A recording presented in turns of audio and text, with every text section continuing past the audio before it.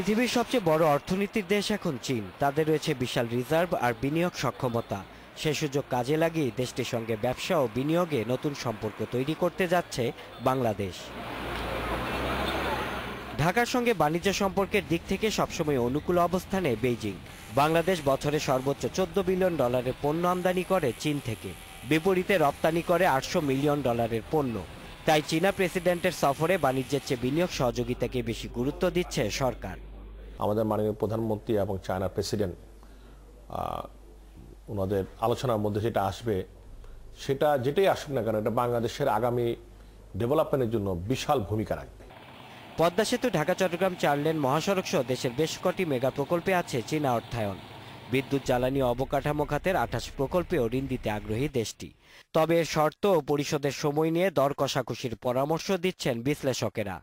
কতটুকু দর কষাকষি করতে পারি যাতে করে আমাদের কম সুদে আমরা পেতে পারি, বা গ্রেস পিরিয়ডটা, রিপেমেন্ট পিরিয়ডটা যাতে দীর্ঘ হয়, সেই জায়গাটার দিকে আমাদের নজর দিতে হবে। বিশ্বব্যাংক ও এডিবির তুলনায় চীনা ঋণের সুদের হার বেশি। তবে ঋণ ছাড়ে সময় কম লাগায় তা অর্থনৈতিকভাবে লাভজনক বলে মনে করছেন অর্থ প্রতিমন্ত্রী।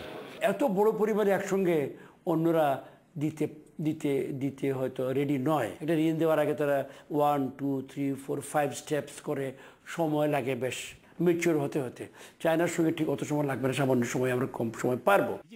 বাংলাদেশের সঙ্গে চীনের রয়েছে ক্লোজার কম্প্রিহেন্সিভ পার্টনারশিপ। একে সমন্বিত অর্থনৈতিক অংশীদারিত্বে রূপ দেওয়া গেলে তা দুদেশের জন্যই লাভজনক বলছেন সাবেক রাষ্ট্রদূতেরা। ওরা তো আমাদেরকে জোর করে ঋণ চাপিয়ে দিতে চায় না। আমরা যদি নিজেদের খরচে কিছু করতে পারি, তারা সেটাও করে দিতে আগ্রহী, কারণ তাতেও তো তাদের লাভ। তাদের কন্ট্রাক্টররা, তাদের কোম্পানি কাজ পাচ্ছে পদ্মা সেতু। রাষ্ট্রপতি আব্দুল হামিদের আমন্ত্রণে শি জিনপিং এর এই সফর। এর আগে ভাইস প্রেসিডেন্ট থাকাকালে বাংলাদেশ সফরে আসেন Jinping. Shaon Hasnat, independent news, Dhaka.